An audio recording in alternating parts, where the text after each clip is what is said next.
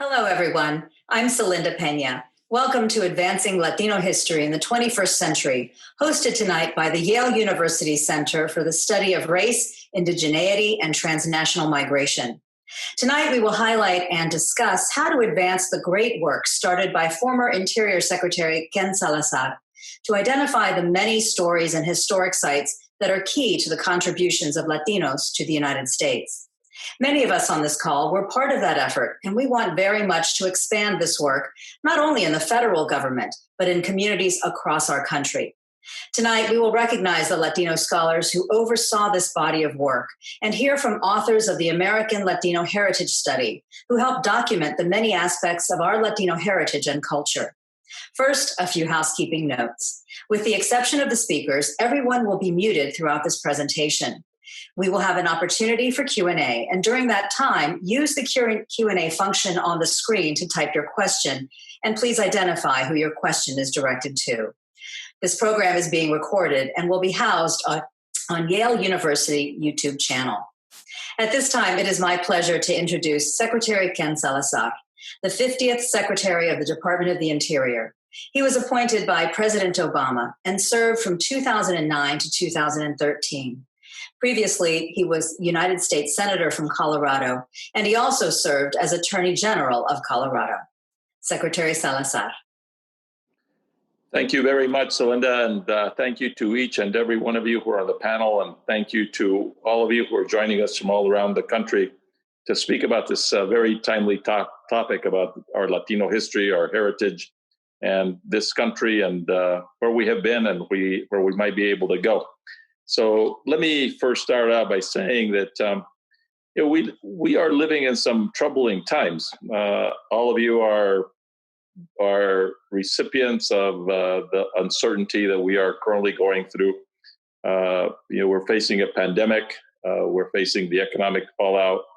We're facing racial injustice and social unrest, huge existential challenges like climate change that we're all dealing with, right? So it's this time of uncertainty, I think, for the nation, for the world. And as we deal with all of those issues, it's also important for us to recognize the facts, but also the fact that we need to get through those issues and that there's a brighter future once we get through them. And so when I think about it, and these days I'm giving a lot of political speeches all over the country, I do talk about the pandemic and COVID-19 and how it's affected our communities and how Latinos are so disproportionately affected. Over 40,000 Latinos have died in our country. 1 in 3 Latino businesses has been closed. And there are over 30 million Americans who are now on unemployment or who have lost their jobs. And so you think about just that, the pandemic and the economic crisis, it is a huge issue for all of us.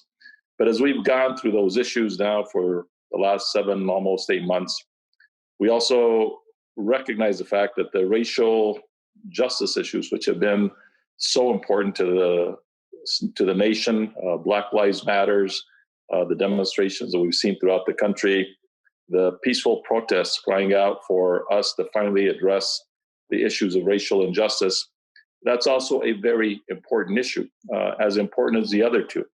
And when we think about other issues like the climate crisis that we're in, we also know that those are issues that are going to be with us for a long time. So often when I am now giving speeches around the country, mostly through virtual means, I tell people, yes, these are the really tough times. They are probably as tough as 1918 and 1930s, the Great Depression, the war, the looming clouds of World War II. All of those are things that we are facing.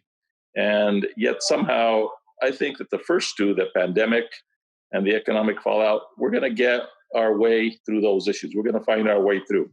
I expect that in the pandemic coming into the first quarter of next year, we'll be able to find the vaccine, and hopefully before too long, we'll get ourselves back to some post-COVID-19 normalcy. So I'm optimistic, very optimistic that we'll get there. I also know that with respect to our economy, I watched very closely with Vice President Biden and Barack Obama and participated in the whole effort on the American recovery that we saw in 2008 we were headed towards a second Great Depression.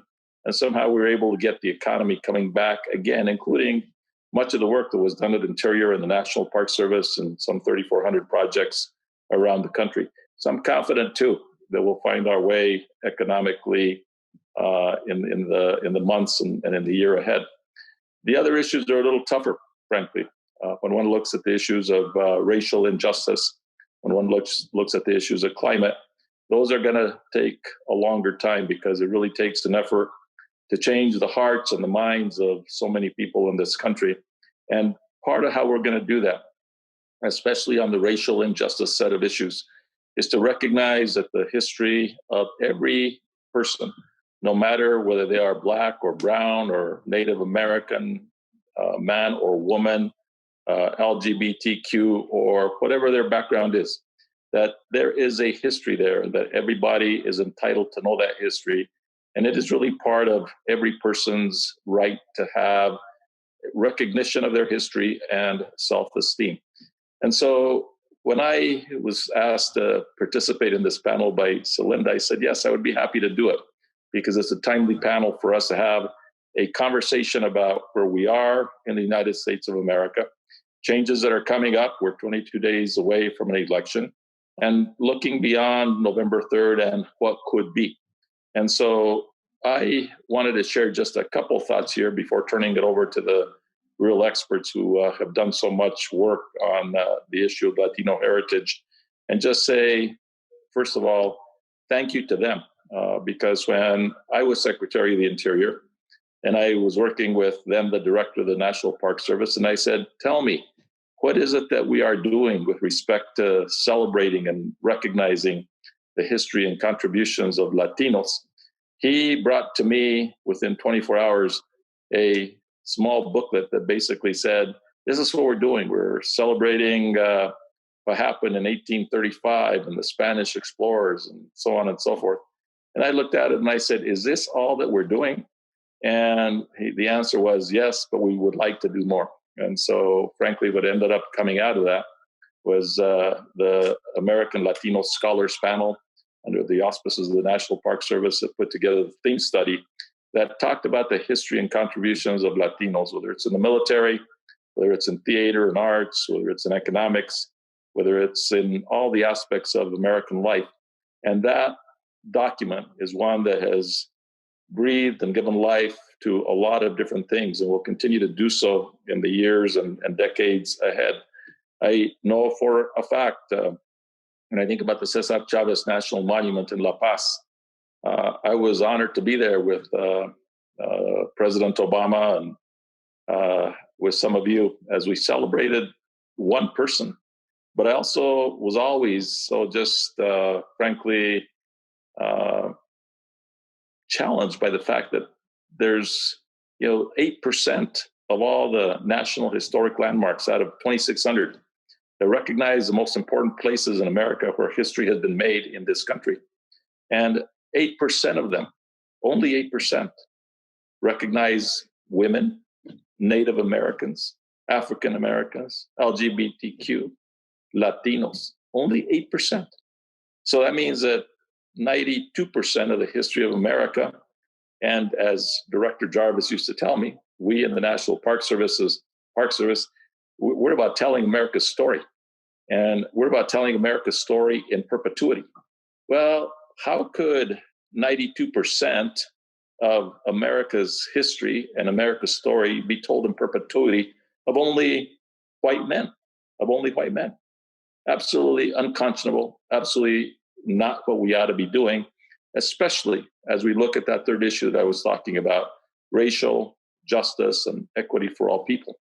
And so telling the story of all peoples is really important. And for my time as Secretary of Interior, what we did on the National Mall with the Martin Luther King National Memorial, what we did with the celebration and monument for Harriet Tubman, what we did with Cesar Chavez, what we did with American women's suffrage sites, all those things are part of telling America's story.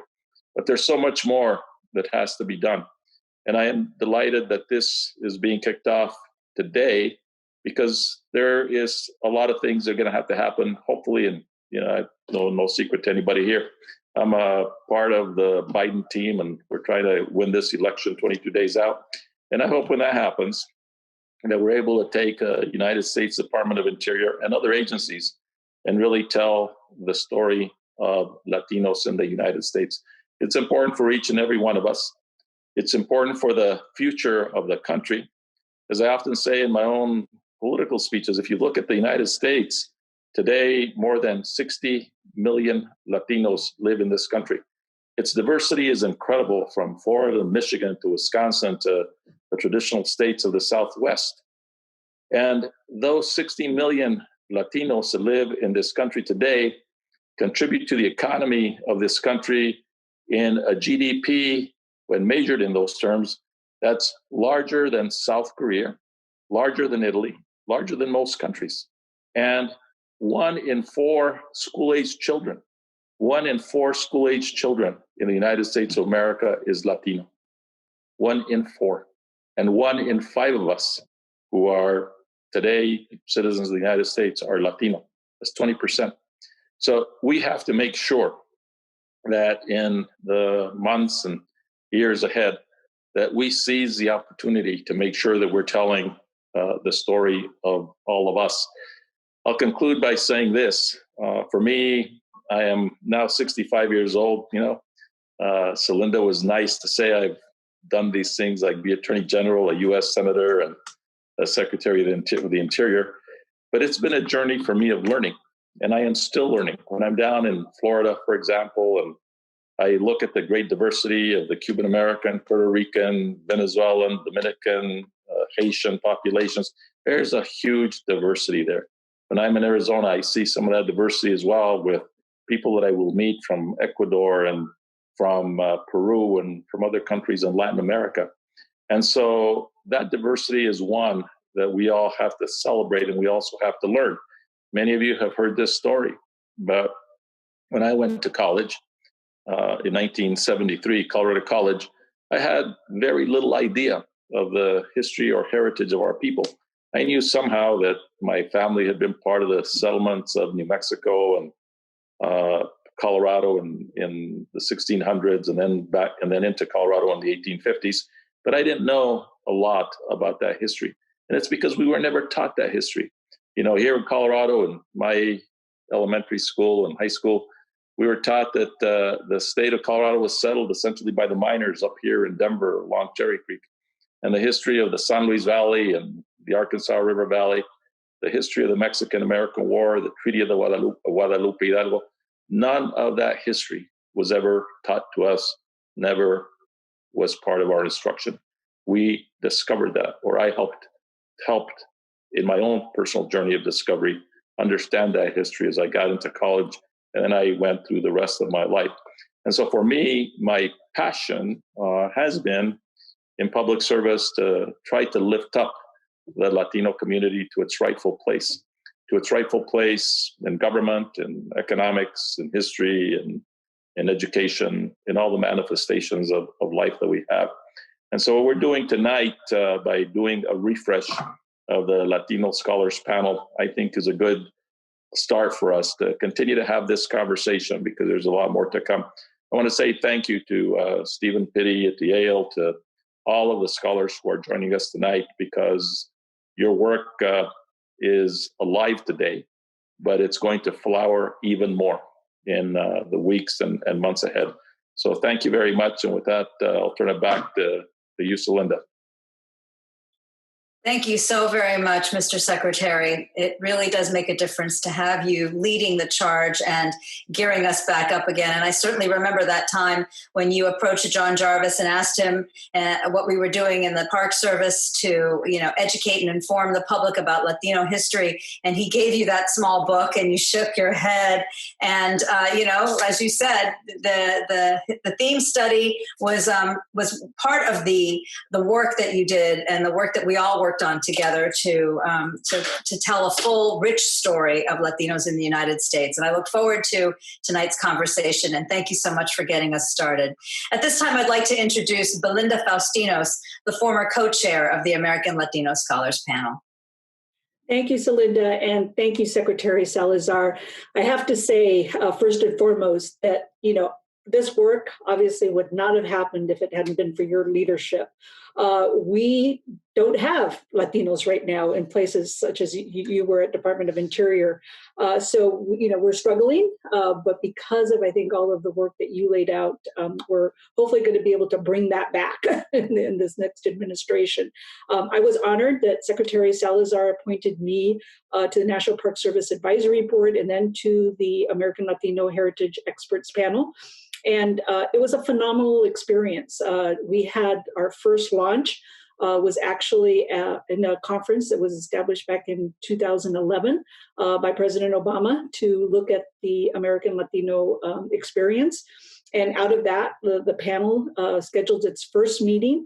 I can remember going up to the secretary's office with a whole set of panelists, and it was just amazing to be able to have that kind of access, which having been a long-term government employee, it was like, boy, I had to reach the heights here in terms of being able to work with Secretary Salazar and all the great people over at the Park Service. But understanding that we had some huge challenges, as Secretary pointed out, the reason that this all got pulled together was because there were so few sites that were on the National Register, National Historic Landmarks designations. So we had to do something to basically get that going. And obviously the theme study was a mechanism to try to uplift those stories, to ensure that we had a basis for pushing these issues at the local, state, and federal level so that we could get these recognitions. And obviously, it was really important to have a national panel of scholars that were recognized for their work that could carry this on. And I was just so honored to be a part of that and actually work with the scholars for over 4 years on these efforts. But Secretary Salazar gave us a very specific directive that we had to put out that theme study within 18 months. And by God, we did it. We started in San Antonio and selected some of the authors that you're going to hear from here shortly that wrote many of the essays for that study. But I just want to point out that it was the dedication of that panel working diligently for a year and a half plus to make sure that that theme study was produced. And it was an amazing effort. I come from government, and I've never seen anything like that get done in 18 months. So I just got to give ourselves a big pat on the back for that accomplishment, and a big thank you to everyone that was involved, for sure.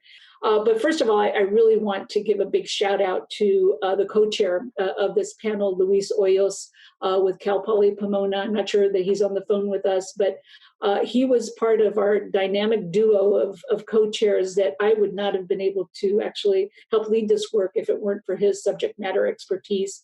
And I'm really, really proud of the fact that he was able to work on this with us. And that, along with several or many other panelists who I want to give a virtual grito to, since we can't have them on the screen. First, Antonia Castañeda, independent scholar out of San Antonio.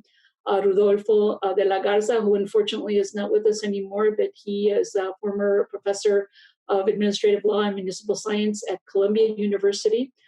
Francis Negron Montanier, who is Associate Professor of English and Comparative Literature at Columbia University, and of course our own Steve Pitti, PhD and Professor of History and American Studies at Yale. Esteban Rael Galvez, Senior Vice President of Historic Sites at the National Trust for Historic Preservation at the time that he worked on the panel. Raymond Rast, Assistant Professor of History, Gonzaga University. Maggie Rivas Rodriguez, Professor of History, University of California, Professor of Journalism at University of Texas, Austin. Vicky Ruiz, Professor of History, University of California, Irvine. And Virginia Sanchez Curl, Professor Emeritus, Brooklyn College, City University of New York. So I just want to give a big gracias to all of the panel members for your dedicated service to this critically important causa. It would not have been possible to have this work completed without your service. In addition to the theme study, we also worked on the identification of potential sites for the National Register and landmark designation. We worked on expanding Latino stories in existing parks. We know that there are many opportunities to do that, and we help the Park Service figure out how to do that in a better way. And also uplifting a diverse workforce in historic preservation, which we also know is critically important. So again, just loads of gratitude and gracias to all the panel members for what they've done. And now at this point, I'd like to turn it over to Steve, who's actually going to introduce our panelists for tonight. And go for it, Steve. Thanks, Belinda. I'm Steve Pitti. I'm professor of history, American studies, and ethnicity, race, and migration. Thank you, everybody, for being here with us tonight. I'm also the founding director of Yale's Center for the Study of Race, Indigeneity, and Transnational Migration. And I want very much to thank our staff for their hard work in putting this together tonight. Matthew Tanico, Maggie Katz, Nicole Edwards, and Maria Jose Plasencia for doing so much hard work to get us here. As Belinda mentioned, I was a member of the Latino Scholars Panel. I also ended up chairing the National Historic Landmarks Committee and was a member of the National Park Service Advisory Board. And I want to thank Secretary Salazar for his leadership and also his successor, Secretary Sally Jewell, for her leadership and her support in these efforts. I was one of the people who played a role in pulling together this important Latino theme study, which I think is fair to say is still one of the key, most important documents produced by the federal government that it attempts to document, make sense of, and argue for the importance of Latinos in the United States historically. It remains an important document for the National Park Service, for the Department of the Interior. And I know because I hear from people around the country that it's still referred to and read and seen as a guiding document for much of the good work that's been happening since its publication. What I want to do in my brief few minutes is to say a few words about the introductory essay that I wrote for that theme study, and then to introduce our other panelists. The theme study consisted of 16 amazing essays, wide-ranging in their topics and deep in their analysis. And we have with us tonight, in addition to me, 4 other authors, just 4 of the 16. But the work that they'll be presenting to us tonight will give you all some sense of the range and excellence of the work that they put into this theme study. In my introduction to the theme study, I tried to make an argument that one could think about Latino history in many, many ways. And the complexity of Latino history as a key piece of the American story, of course, makes it difficult to capture all of Latino history in any one simple way. But one approach would be to use a handful of key characters in the past as ways of guiding us through some of the important features of Latino history over the last 200 years or more. And I focused in my essay on 5 figures in particular. The first was Felix Varela, a Cuban born in 1788, who died in 1853 in New York City. Felix Varela was among the most important intellectuals and religious leaders in what historians sometimes call the age of Andrew Jackson. He was a Catholic priest, he was a writer, he was a translator, he was also an educator and a proponent of Cuban nationalism in the early 19th century. He was in exile in the United States, and he used his time in exile in places like Florida, Philadelphia, and New York City to argue for broader democratic change in Latin America and the Caribbean during these years of Spanish colonialism. He was also a prominent Catholic priest in New York State, who engaged with, who ministered to Catholics of all backgrounds during a period in which immigration was transforming that city. Varela was inspired by the American Revolution, by the ideals of the American Revolution, to use the printing press to write pamphlets and to translate Thomas Jefferson's writings into Spanish for audiences in the Caribbean and Latin America in the early 19th century. Second character I focused on was Maria Amparo Riste Burton, born in 1832 in Baja California, roughly 50 years after Felix Varela was born. Maria hailed from a very privileged landowning family in California that had property in what is today Los Angeles, Orange, and Riverside counties. Maria, as a young person, had private tutors in French and in Spanish. her life was changed, like the lives of so many others, by the US-Mexico War of 1846 to 1848. For one thing, as a result of that war, she met her future husband, Henry Stanton Burton, who was a lieutenant colonel who led the invading US Army into Baja California in 1848 when Maria was just 15 years old. For another, the war led her family to lose a great deal of property and power in California during the mid-19th century under US rule. After Maria's husband, Henry Stanton Burton, died in the late 1860s, Maria dedicated herself to protecting as much of her family property as she could, to running the family farms and the family ranches, and to becoming fluent in the law and excellent as a writer. She published articles and letters in many newspapers in places like California. And in 1872, she wrote what might have been the first English language novel ever authored by a Latina in the United States, a book called Who Would Have Thought It? This was the first of several books that Maria would write that criticized the law and politics in the late 19th century United States. The third figure I focused on was a name that may be familiar to some of you, Arturo Schomburg. Arturo Schomburg, born roughly 40 years after Maria Amparo Ruiz de Burton, Arturo Schomburg was born in Santurce, Puerto Rico in 1874 to a mixed race family. His mother's clan hailed from the Virgin Islands, and his father's family were from Puerto Rico and from Germany. With many others in the Spanish Caribbean in the mid and late 19th century, Arturo moved to New York City, arriving there in 1891. He was involved in New York City in movements for Cuban independence and for Puerto Rican independence. And he was involved and centrally important to key African-American organizations in New York City, including a prominent Masonic lodge.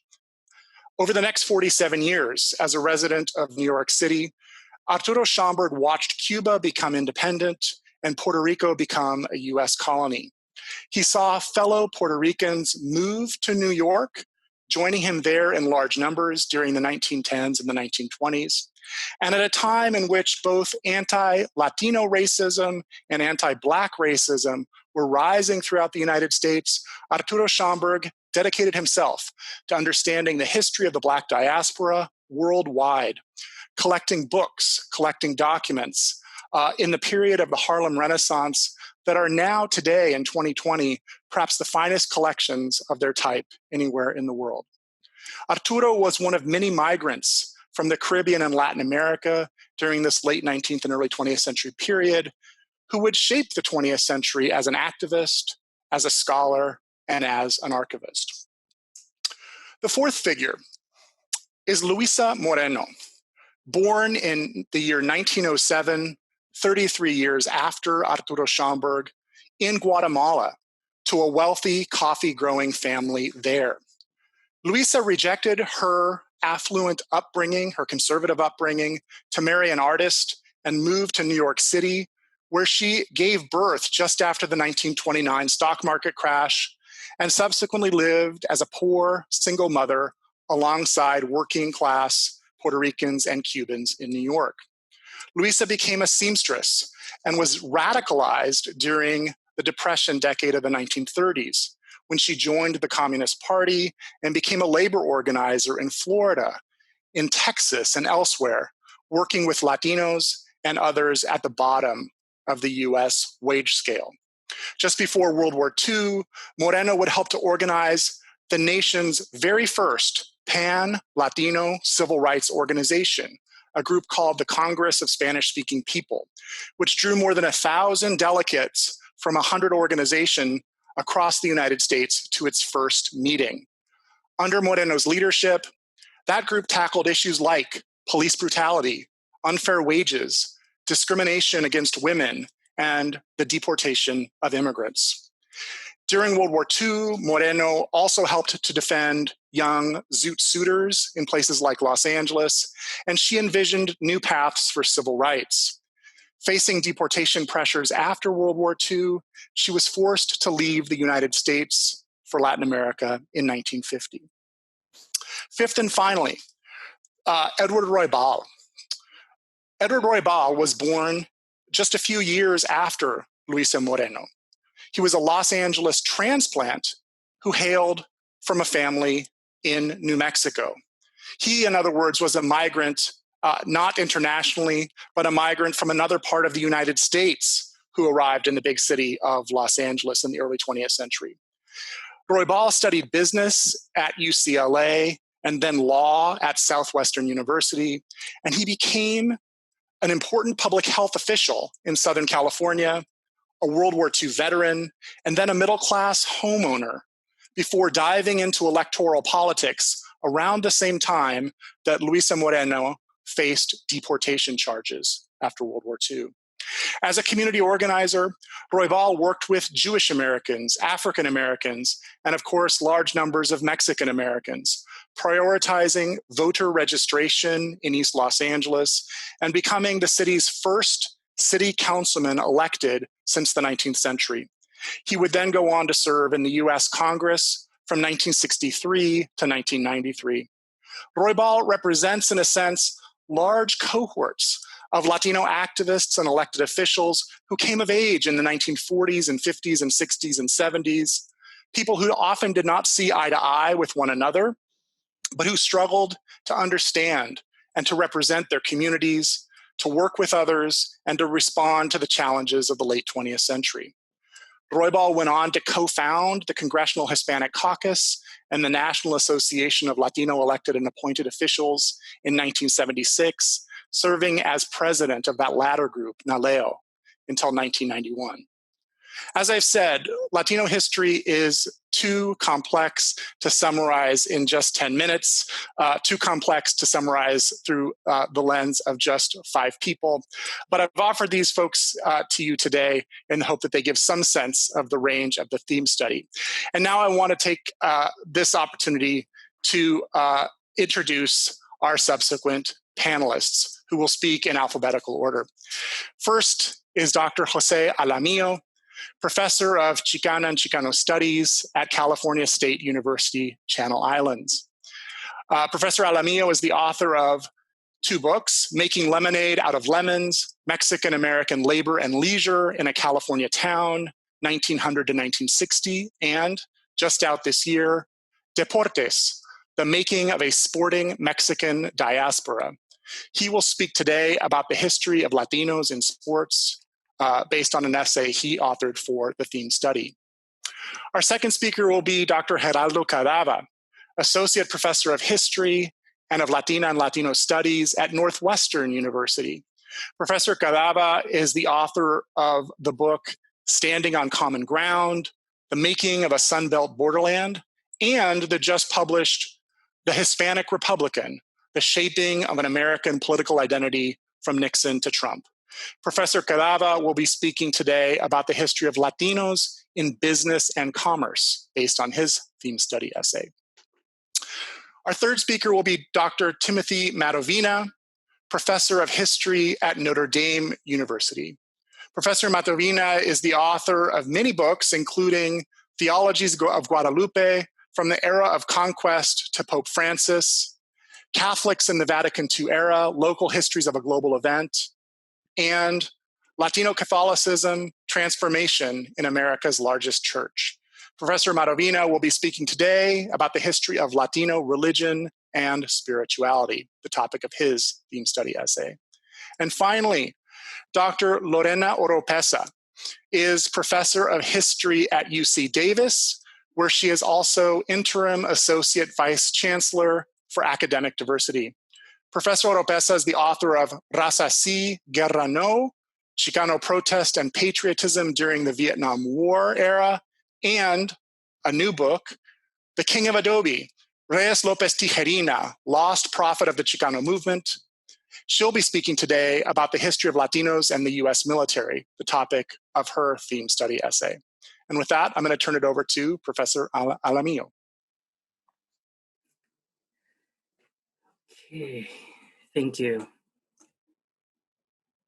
All right, thank you. Thank you, Steve. Thank you, Belinda, for inviting me to talk about sports. I'm going to go ahead and share my screen. So if you bear with me, Okay, great. So Latinos and Latinas have a long history in sports participation, dating back to the Mesoamerican ball games, through the Spanish colonial sporting practices that involved animals, specifically the horse, and continued into the 20th century when the forces of industrialization, urbanization, immigration gave rise to professional sports. So I want to begin with sort of the colonial sporting tradition, and specifically charreria.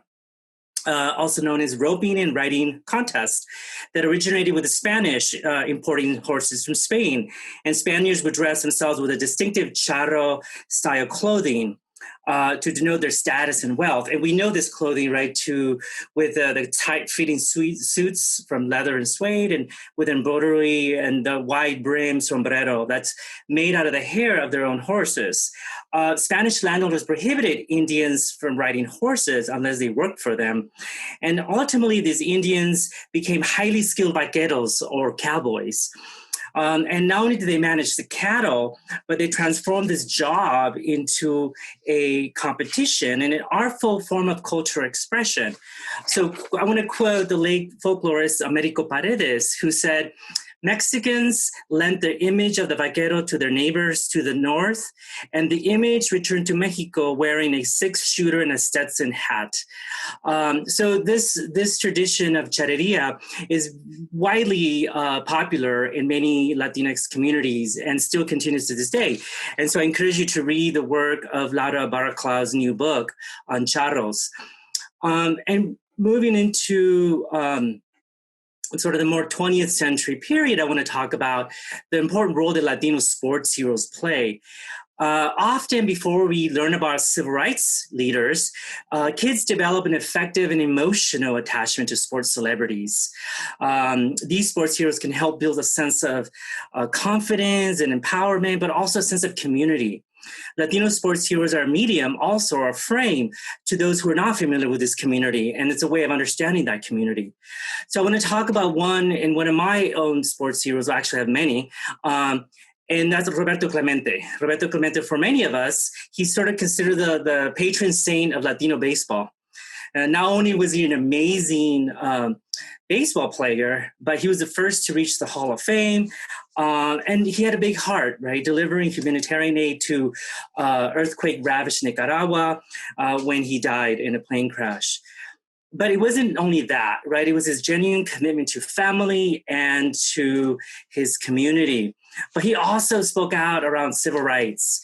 And so we know that he was very much against racial injustices. And every chance he got, he would speak in his own native language of Spanish, and do so, and especially to the English language media, especially after winning the 1971 World Series. And I also have another sports hero that for me was sort of our favorite baseball player, because not only did he play for the Dodgers, or Los Dodgers, as my parents used to say. But he sort of inspired many of us in the community to come together. So you had the immigrant generation coming together with sort of the second generation, the second American generation. So he definitely brought many sectors of the community together. And we also know that often sports heroes are not great unto themselves, but we also know that they come with a large community of support. So I want to talk about some of the supporters that many of these sports heroes have garnered. And one in particular I want to talk about is Marge Villa. Marge Villa actually started playing baseball, but her mother refused to let her play because she considered it a man's game. Well, she didn't listen to her mother, and in fact relied on her brothers to advocate for her to play the game of baseball. And she was so good at playing baseball that she went to play professionally. So she was recruited by the Kenosha Comets in Wisconsin to play for the All-American Girls Professional Baseball League. So you might have seen A League of Their Own. And what is important to note here is that in this league, we had many Latinas in this professional league, most of them Cuban, but we also had Mexican-American women playing in that league. And she went on to play not only for 4 years, but on her last year, she actually led an exhibition tournament in Latin America. And here she uses her bilingual and translation skills for her team. So she really becomes the baseball ambassador of Latin America. And so her story is really important to note that if it wasn't for her family allowing her to travel to Wisconsin, she could not have continued to play professionally. And then we also know the story of Coach Valadez. And I think it's important to note that coaches are not just teaching athletic skills, but they're mentors to many athletes. Not only do they instill a sense of discipline, of fairness, leadership, and teamwork, but they also become instrumental in the success in life. So you have Coach Valadez that I want to talk about. He was a Spanish teacher in La Jolla Junior High School in Placentia, Orange County, California. And here he actually mentored many of his students, some of them who wanted to drop out, but he refused that they would drop out. In fact, he used basketball as a way to keep them in school. And I like to quote him. He said, I coach track and field, I coach softball, baseball, basketball, because I do so because I want to keep these kids in school. And he did. Many of them graduated, went on to college, and they came back to celebrate his success. So we have a actual baseball field and a court named after Coach Valadez to this day. And I also want to talk about not just the coaches, the promoters, families, fans, but I think it's important to also know the important role of sports media. We often forget that it's sports journalists that really highlight the successes of many of these athletes.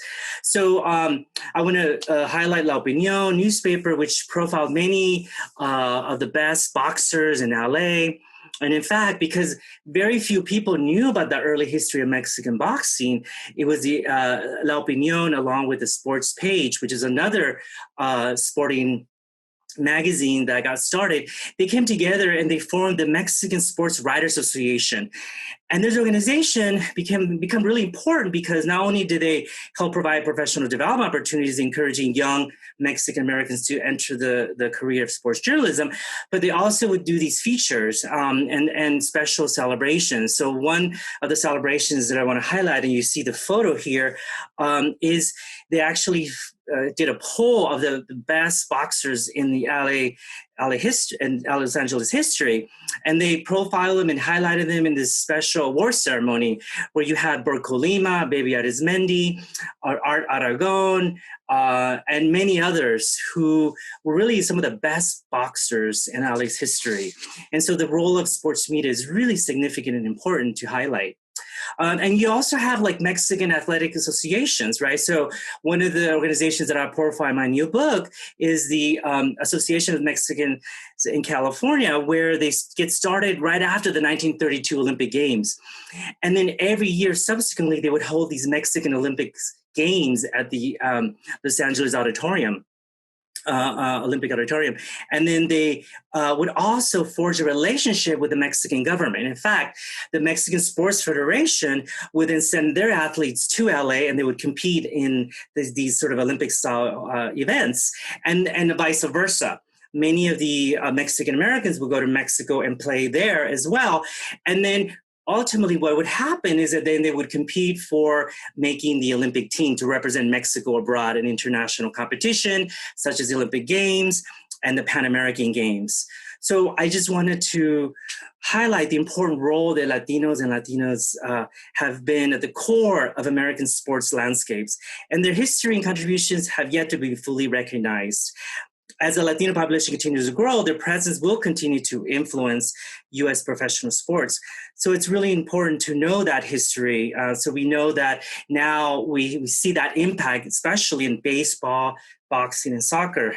But there's a longer history too in other sports they're not well known for. So I wanted to just conclude here and say that in my new book, I go into much, much deeper history of each of these sports. So thank you very much. Thank you, Jose. I'm just going to hop in here and get going. I wanted to reiterate everyone's thanks. Thank you, Secretary Salazar and Celinda and Belinda and Steve, for the work that you've been doing for years to bring these histories to light and have us focus on them as a country. So thank you so much. I'm going to talk, Steve said my name, but it's been 8 minutes. My name's Geraldo Cadava. I'm joining you from Chicago here. Okay, so I'm going to talk about Latino business and commerce. And I think, I'll certainly talk about some history, but I also wanted to talk a little bit about some of my ideas about how we think and talk about Latino business and how Latino business owners get used in our national discourse. I think certainly we talk about Latino business owners when we want to point out how the American economy relies on Latino-owned businesses, consumers, and just overall the economic contribution and value of Latina and Latino communities. I just got a warning that my internet is unstable. Can you guys hear me? Thumbs up. Okay, cool. It has been fine, so I don't expect it to be too much of a problem. But certainly we talk about Latino business when we want to talk about the overall, value and contribution of Latinos to the American economy. And in recent years, we've talked a lot about how Latino business owners represent the fastest growing group of all American business owners. And even more particularly, among Latino business owners, Latinas are the fastest growing group of business starting businesses that grow in the American population overall, but also than Latino business owners in general. And so I definitely want to affirm these ideas that Latinos play a critical role in whatever success the American economy has. But I also think there are some other things at work when we talk about Latino business and enterprise. I think that when we talk about the contributions of Latino business owners to the American economy, we're also trying to move national conversations about the role of Latinos in the United States beyond immigration in some ways, and to stress yet again that Latinos are Americans and not foreigners. This is something that we've had to repeat and insist over and over, that we've been here for a long time, that we've made important and lasting contributions. Furthermore, and I recognize that I may just be swept up in an election year and that I've been overly obsessed with partisan politics lately in general, but I think that Latino business owners often get mobilized by campaigns and candidates in particular ways. Often you hear both parties claiming to represent Latino small business owners.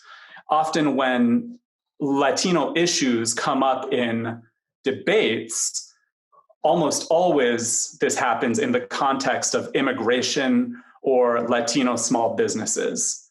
And even these issues haven't come up this year in debates. And I think that for the Trump campaign and throughout the time that Donald Trump has been president, Latino business owners, along with evangelical Latinos, have been their main targets. There's a group that I've paid a lot of attention to called the Latino Coalition, which is a kind of small business advocacy group based in California. And they match Latino businesses with government and private lenders. And over the past few years, Donald Trump, Mike Pence, Ted Cruz, and others have been the featured speakers at their event because the Trump campaign has tried to make special appeals to Latino business owners. And in many ways, the argument to Latinos has been an economic one. But the Biden campaign recently has also reached out to Latino business owners, especially since the pandemic struck, when some 85% of Latino business owners reported that they had to request loan assistance from the Small Business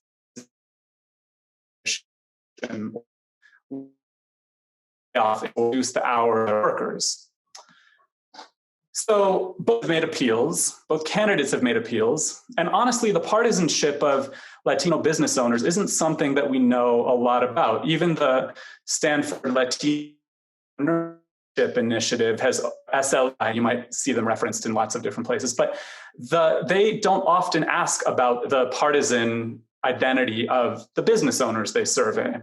And the sample sizes, when they do ask, are very small, but their findings are that it's more closely divided than you would think. It's split about 50% identify as Republicans, 50% identify as Democrats or independents. A smaller group identifies as independents. And my point here is that in political discourse, the figure of the Latino small business owner can get instrumentalized pretty easily and used in a way that doesn't do justice, I think, to the complexity of the Latino business community. And I don't think this is unique to Latino business owners, of course. It's one of my greater frustrations lately that American voters get reduced to like the dairy farmers of Wisconsin or the suburban voters of Maricopa County in Arizona or the Cuban American community of South Florida, as though Latinos aren't also dairy farmers or suburbanites, or as if South Florida's Latino community didn't also include Latinos from many other national backgrounds. So,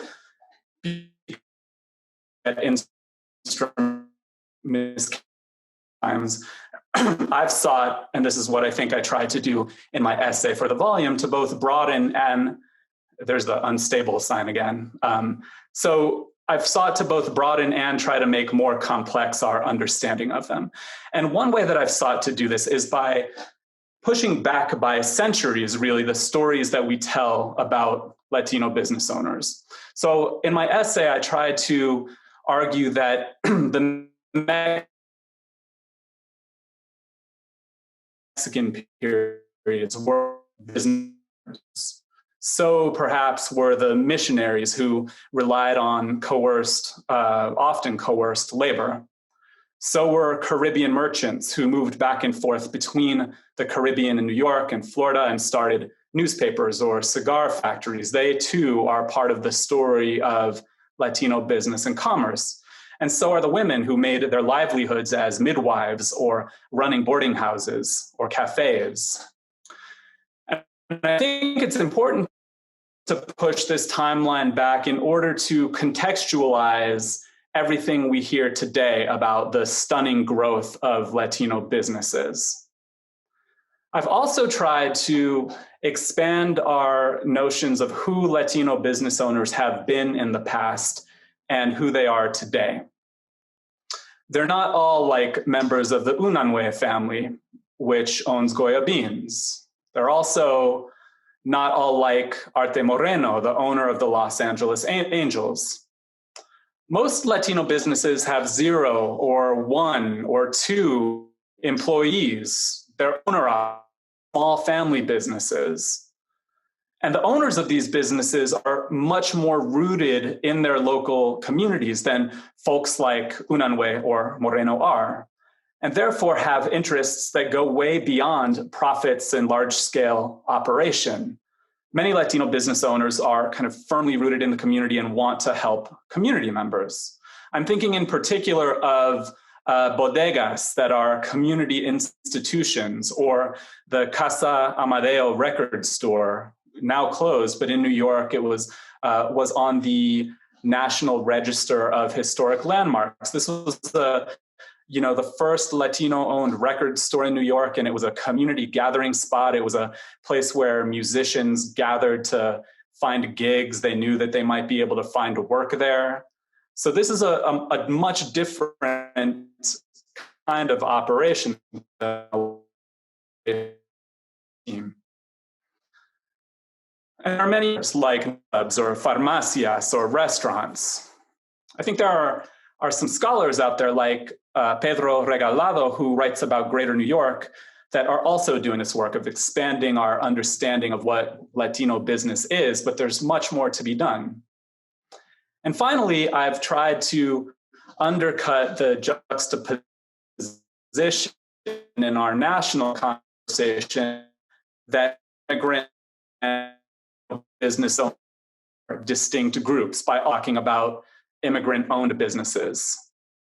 And the self-employed day laborers, for example, who gather at shopping centers looking for work, or the owners of landscaping businesses, I think they are Latino business owners as well.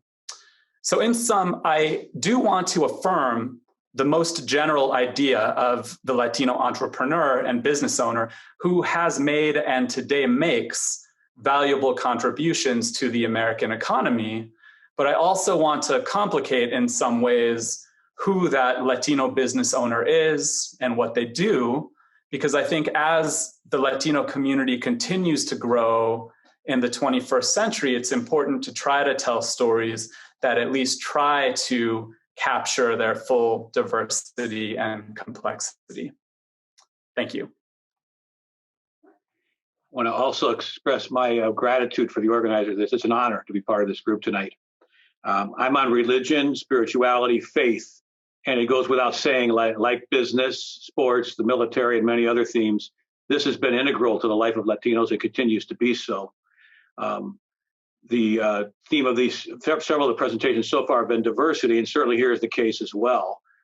Historically, it's largely a Catholic story, but in the last years, really the last century, we have Latinx peoples in Pentecostalism, evangelicalism, the various Protestant religions, and other religions as well, Judaism, Islam, and others. It's still largely a Christian story, of course, but all the other groups are represented. And again, all the different cultural backgrounds as well. There's 22 nations in the world where Spanish is a primary language. United States, the second largest Spanish-speaking country in the world. So all that diversity is part of religion and faith as well. What I want to do tonight is make 3 points about the 3 eras of history and talk about how we might rethink those. And particularly if you're working on monuments or historical memory, maybe some ways to rethink these 3 eras of history. So the first one is the colonial era. And an obvious point to be made. The first Christians who lived in what is now the United States were Latinos. They were Spanish-speaking Catholics. St. Augustine, Florida, which has got many beautiful monuments in it. I've been there several times. 50 years before Jamestown. The permanent settlement of Spanish-speaking Catholics, in which now the Southwest, was at El Paso, 10 years before Jamestown, the first British colony. And in Puerto Rico, you actually had a diocese with a bishop, a resident bishop, a century before Jamestown. So Latinos were the first Christians to occupy the lands we now call the United States of America. Not all Latinos are new immigrants. They were the first here, at least of the Europeans. But of course, before them, there were the native peoples. And so from the very beginning, the story of America is a story of different cultures, different races, coming together, not always in collaboration, sometimes in conflict. Tomorrow's October 12th, Latin America known as the Dia de la Raza, which remembers the encounter, remembers the evangelization, but also the conquest, the violence, and the rape that was part of the formation of these lands. And of course, it's not just native peoples or Spanish-speaking peoples, African peoples were part of this original Spanish-speaking Catholic settlement. Los Angeles, California, if you go to La Placita and read the list of primer pobladores, the first settlers, more than half of the first settlers who started the city of Los Angeles had at least some African blood. The first founded free African township in this country was near St. Augustine. I don't think there's a monument to this place, but Santa Teresa de Mozi was a place where Spanish-speaking Catholic African peoples, some of them escaped slaves from the northern colonies of Britain, some of them Spanish-speaking from birth, founded an independent settlement. So when we rethink the founding history of this country, what's kind of ground into our minds is to think of 13 colonies, which of course are very essential. That's where the United States was founded. And then we think of the westward movement of peoples. That's the way our minds tend to think about this story. But of course, it is part of the story. It's a very important part of the story, but it's only part of the story. While you had British and then US colonists moving west, you had Spanish-speaking Catholics moving from the south to the north, and let's not forget French-speaking Catholics from the north to the south. These three great nations, Spain, France, and England, were in competition. But of course, they weren't the only ones. There were the native peoples who were already on the land. There were the enslaved Africans that were brought over and that were part of all those colonies. And then there were the later immigrants that became part of that mix of people. So one of the challenges that Latino history presents to us is to think through that colonial era in a way that was multiracial, multicultural from the very beginning. There never was a moment when we weren't trying to work out the very difficult, conflictual, violent, but sometimes collaborative relationships that have formed this nation from the beginning. The second period is usually thought in American history, at least religious history, of a great century of immigration, 1820 to 1920. 40 million people immigrated to this country, mostly Europeans, the largest known century of history in recorded history. I happen to study a lot of that because many of them were Catholics. And so we tend to think of this great period of immigration. When a great Harvard sociologist once said, I thought to study immigrant history in America, then I discovered the immigrants are American history. That's kind of common, and it's memorialized, of course, in the Statue of Liberty. But not all Americans were immigrants. During that same period of the Great Immigration, only cut off in the early 1920s, by the way, by not the first, we had anti-Chinese immigration laws in the 1880s already, but the harshest immigration laws in the first century of immigration were the 1920s that cut off that immigration and stopped or slowed to a trickle the immigrants who were coming in. But while that was going on, there were enduring communities of faith in what we now call the Southwest, what was northern Mexico. In the war between the United States and Mexico, Mexico lost half of its territories. And so the folks that live there, from Texas to California and north, all the way to Colorado, where Secretary Salazar is from, they did not cross a border to come into the United States. The border crossed them. They became part of the United States through territorial conquest.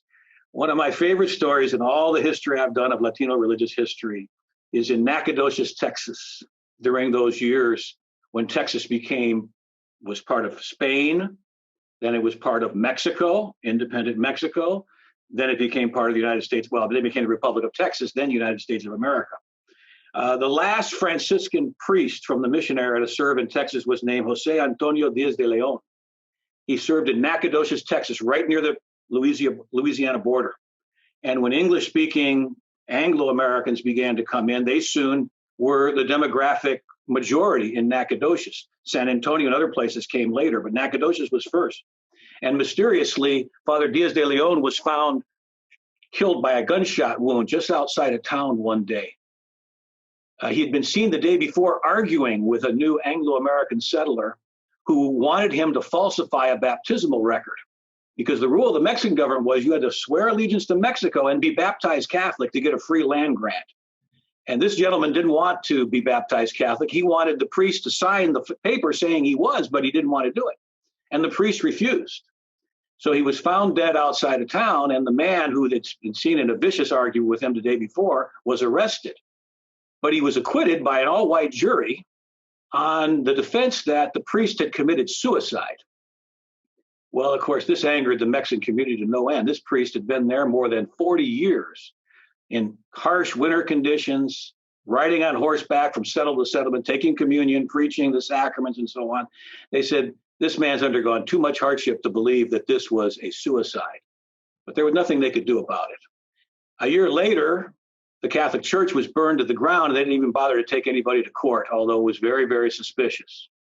And the former mayor and city council members, all of whom, of course, were Mexicans, were run out of town at gunpoint and told to return to Mexico, which was a rather strange command since Nacogdoches was still part of Mexico at the time. So this was a very defeated community, and it's a very sad story, but it's got an incredible ending. 15 years after Father Díaz de León was murdered, the next priest arrived. They had not seen a priest in 15 years. It was a French priest that came, eventually became the first bishop of Texas. And he wrote an amazing letter back to his headquarters in Paris. I have a copy of that letter. He said, you're not going to believe what I found in this place called Nacogdoches. Their priest was murdered. Their church was burned down. Their lay leaders, their political leaders, the natural leaders of the people were run off at gunpoint. And for 15 years, these people have gathered to pray every Sunday. They baptized their children, which in the Catholic Church you can do even without a priest in case of emergency. They've buried their dead. They've celebrated marriages. And there's these elderly women, it's always the las abuelitas who take care of things. They pray every Sunday. They've lost their lands. They've lost their economic wealth. They've lost political control of the city. They live in violence. They've lost the judicial system. The one thing that could not be taken from them was their faith. And with their faith, they survived. This story of enduring communities of faith is a story that needs to be told more and more in this country, not just for Latinos. We're talking about Latinos tonight. African Americans, Native Americans who have endured despite everything against them. It's not just an immigrant story. And that middle period of our history, 1820 to 1920, is a great story of immigration. It's also a great story of enduring communities of faith. Finally, in this more contemporary era, in religious history, we tend to think more, especially along the lines of the Catholics, who are still the majority among Latinos, that we used to be largely an immigrant church, and we're now largely an Americanized church. For Catholics, the election of John F. Kennedy was a real symbolic moment, one of our own. I remember growing up in an Irish Catholic neighborhood. There was the Pope, the Sacred Heart of Jesus, and John F. Kennedy. That's what you had at the wall of every living room. It was such a moment of pride in our culture that one of our own, a Catholic, was elected president. And so the tendency is to think, well, since then, Catholics and many other of these former immigrants of various religions, they're now Americanized. But in fact, we have all sorts of new immigrants that have come. The Catholic Church now is nearly half Latino in its population, and it will be majority Latino. We have a Latino Pope for the first time ever, for God's sakes. Latino Pentecostals and evangelicals, growing religions. And many of these are new immigrants, Asians, Africans. There's more African priests in the United States now than African American priests. African immigrants. So the story of religion in this country is not just the story of history in general. It's not just a story of former immigrants who are now Americanized. There's all sorts of new immigrants that are changing the course of our religious history and the course of our history in many other areas as well. Thanks.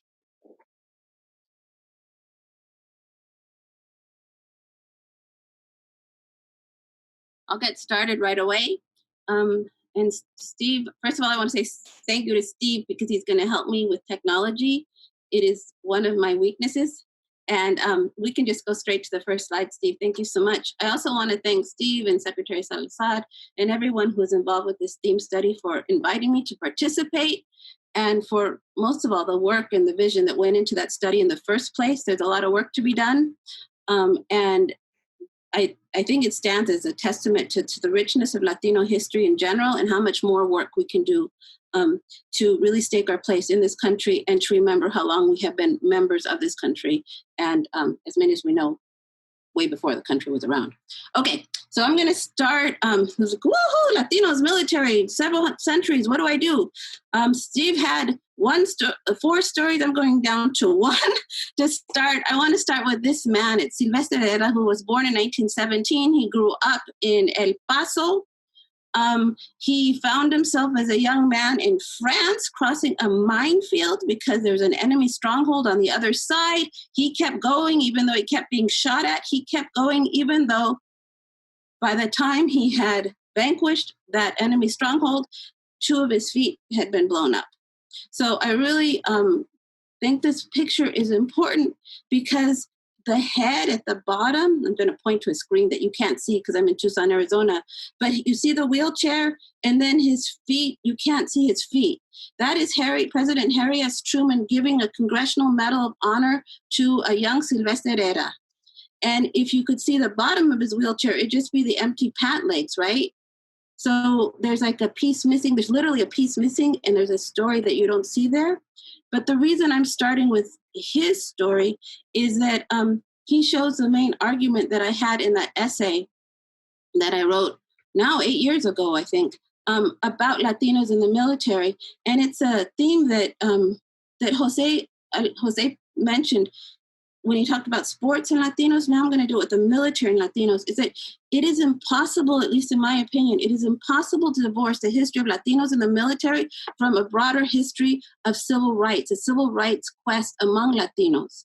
And those two go together because of how useful and how powerful the story is of Latino military service. So what happens, and World War II is a critical turning point, is that Silvestre Herrera fights in World War II, and then he comes home. He was raised in El Paso. As a young man, he's in Arizona. He goes to what is now his hometown of Phoenix. The mayor of Phoenix wants to throw him a parade. It's August 14th, 1945. Yes, August 14th, 1945. And so right after the bombs fall on Hiroshima and Nagasaki, and he's ready, mayor's ready, but then the mayor has to tell all of the businesses in Phoenix, will you please take down those signs that say no Mexican trade? And here's why the two stories go together about civil rights and military service, is that the service and the extraordinary service that Latinos have provided to this country is used as a tool, as a strategy to push the quest for equality. This is really the main argument of much of my work. It's the main argument of the essay I wrote for this theme study. So if we keep going for another slide, I'm out of order. That's one of the problems here. So it's an argument that makes a lot of sense, especially when we're talking about World War II, because an estimated 500,000 Mexican Americans served in the armed services. Maggie Ruiz Rodriguez, one of the people I know who was key to putting this, at least she edited my essay. She wrote a whole book on this topic. And I want to make clear, it's not just Latinos, but Latinas served as well in the WACs and the WAVES. So they're in the Air Force and in the U.S. Navy in auxiliary units, and then a lot of times on the home front in defense industries. And this is an important point because when you're talking about World War II, and there's a reason why I want to emphasize World War II, it was an important pivot point because so many people served and so many people could embrace that argument that went like this. This is a civil rights argument. It says, if someone has served in the military, if someone is willing to risk his life, in most cases, right, his life, if someone is willing to die for his country, shouldn't that person be allowed to be treated as an equal at home? And this is a civil rights tradition that Latinos really, it spoke deeply to them after World War II. If I may ask Steve to move to the next slide. It's not just Mexican Americans who make the argument. In the Puerto Rican case, you have many examples of heroic service. These are the Fighting Mendinas. There's 7 brothers, 1 family. Yes, every stereotype of big Catholic family, they qualify. And they all served in different branches of the military. And some of them were on the island and some of them were from Brooklyn, but all of them served. And that civil rights argument, next slide, please, worked in this way. First, if you have massive involvement and extraordinary pride, and one of the reasons there's extraordinary pride is that Silvestre Herrera was not the only one to be a recipient of the Congressional Medal of Honor. There were 11 Mexican Americans. Yes, that is a disproportionate number. At my last count, there was 44 for all Latinos across all the centuries and all of the armed conflicts of the United States. That too is a very large number. What happened is that it spurred a civil rights tradition. The slide we glanced over was the founding of the American GI Forum, made up primarily of World War II vets and ready to tackle inequality. And part of the civil rights tradition is that Latinos start looking backwards. So they don't just say, well, there's Silvestre Herrera, who was a hero, or there was Cleto Rodriguez, or there was on and on. They have names of people who served, or actually they start counting all the Congressional Medals of Honor. The count begins here, but they look backwards. So then they can take pride, for example, in Don Bernardo Vega, who was a Spanish elite. He became the viceroy of all of Mexico, but he was an American Revolutionary War hero that won the Battle of Pensacola. So they count, click. They can count David Farragut, who was of Menorcan descent. This is a Spanish island, but they say, you know what? He has some Latino heritage. We're going to count him too and take pride in that. Like, it was all a matter of explaining and amplifying the tremendous value that Latinos have, and value and contributions of Latinos in U.S. history. It included Nuevo Mexicanos, Spanish-speaking New Mexicans who fought against Confederate soldiers during the Civil War. So this civil rights tradition boils down to the idea, I've served, now give me my equality. And as a result, if you look at the longer span of U.S. history, that in-your-face kind of segregation, like don't swim in this swimming pool, don't sit in this restaurant, don't go to this school, those sort of walls come tumbling down for Latinos in about a decade before they come down, tumbling down for African Americans. Latinos not only like win the right to serve on juries in the American Southwest, they win the right to, they win political office, including Eduardo Roval. He's one of these people in this generation. Whew. I'm going fast, I can tell. Okay, so one thing, and I know this is Latinos in the 21st century, I promise I'll get there. World War II is an incredibly popular war. Right now I'm a Californian for the past 30 years. Right now I'm in Tucson visiting my mother and other family. And I'll just quote my mother, like, Lorena, everyone knew that Hitler was a bad guy. Like, there was not a lot of debate about World War II. And it was such a massive effort that everyone, like, it wasn't like they were choosing some people, right? Everyone went, like all men from the age of 18 to 44. Didn't matter if you were rich or poor, you got sucked up. All these women had to step up to take those positions on the home front. A massive. Mexicans fought as well. They volunteered in Mexico. And you know what the kicker is for the Herrera story? It's not until he's 27 years old, like after he's received the Congressional Medal of Honor, that he finds out he's actually a Mexican, that he came to the United States as a young child, and he didn't even know that. He just assumed he was an American, and he always took pride in his service. And I will let you note the gendered language. When people asked him about it, he said, hey, well, do you feel bad that you lost both of your legs? He'd say, hey, I am a Mexican-American, and we have a tradition. We're supposed to be men, not sissies. Okay. For all these reasons, World War II is this foundational civil rights or culmination turning point. But there's a trick here, or a catch, and here's the catch. I was asked to write about Latinos and the military. If that's a topic, what it automatically leaves out is all those people who didn't want to serve, or all those people who might have questioned American war abroad. And those are actually the people I tend to write about. So I just want to make clear that there's also a tradition of protest. And next slide, please. Including this guy. So Secretary Salazar is from Southern Colorado. It used to all be one cultural and political region joined with Northern New Mexico. And in the 1960s, the person who raised the most hell about that region and about the fact that Spanish speakers had been there before it was part of the United States and deserved to have land that their ancestors had lost after the U.S.-Mexico War was the subject of my current book, Reyes Lopez Tierina. And this is what he was saying as early as 1962, right? He had an extremely critical view of the American empire and an American war machine, partly because he said 1848, that war is when Americans lost when Mexicans lost their land to Americans, right? So nothing has come of the sacrifice of thousands of fathers and brothers in these American wars. Next slide, please. The Chicano moratorium, another critical, not just one voice, 20,000 people, that's a conservative estimate, marched against the Vietnam War. This was an extremely unpopular war for all sorts of reasons we can talk about later. You probably already know. And what members and participants in the Chicano moratorium, they marched in East LA, you can see it in the picture.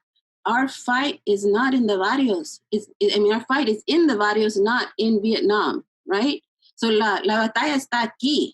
Why, and what that means by saying our struggle is here, it's like, why should we have to fight and die somewhere else to gain equality? Whew. Okay, that takes us all the way to 1970. That was 50 years ago. They just had that 50th anniversary, and it was covered, which tells you how far we've come by NPR, by the LA Times, by national media. So that's good. Next slide. Where are we now? If I zip up 50 years, where are we now? This is a group called Stop the Deported Latino Vets. And when this picture was taken, it was started by an Iraqi war veteran who was undocumented. And at this point, when the picture was taken in the early 2000s, he estimated 3,000 Iraqi vets had been deported because they did not have papers. And what that means to me is this is a tradition that is falling apart in the face of intense and maybe unprecedented. I mean, it was not Texas, that's not the murder field of Texas from the early 1900s, but really, really intense anti-immigration sentiment. So it's no longer holding as strong as it used to. In fact, I'm helping a director from Michigan. He is working on a movie where it's 2 Vietnam War era veterans who are in the throes of fighting their deportation. And it's years later, and still, what used to be like, I fought and I died, or I fought, maybe I didn't die, but I fought, I should have equality. It doesn't matter. Before, the military used to be a pathway of Americanization, of assimilation. It is no longer the case. That, to me, that is being broken. I'll draw 2 quick conclusions to give you a bigger, kind of a bigger snapshot instead of just the details. One thing I want to say, this looking backwards at the American past is exactly what all of us in Latinx history are engaged in, because right now Latinos are 40% of the California population, but if you go, in 1849, 4%. So this like looking for clues and seeing where we are and how come it matters, that's part of our task before us. It's a really important one. And second, I want to say that I am for a few weeks, it partly explains why I'm talking so fast and trying to get done with so much. I am a new Associate Vice Chancellor, learning as I go, but it's in the Office of Diversity, Equity, and Inclusion. And another part of our task is to make sure that Latinos are included in this American history. And for that, again, I want to end with thanking the people who spearheaded this project, and thank you for including me in the project and in this presentation. Thank you so much, Lorena and Jose and Tim and Jerry. We have a number of questions. We're going to see what we can do about getting to as many of them as we can. Let me open by asking a question that all of you might answer briefly, because I think this is something that you've each touched upon, and maybe you have something you can add to the conversation. It's really on the topic of cultural change and political demands. When you think about sports, when you think about religion, when you think about business and entrepreneurship, when you think about the military, how do these categories of experience, how do these subfields help us to think about how Latinos have changed culturally over time and how they've come to new understandings of their politics, their political demands, their struggles for equality?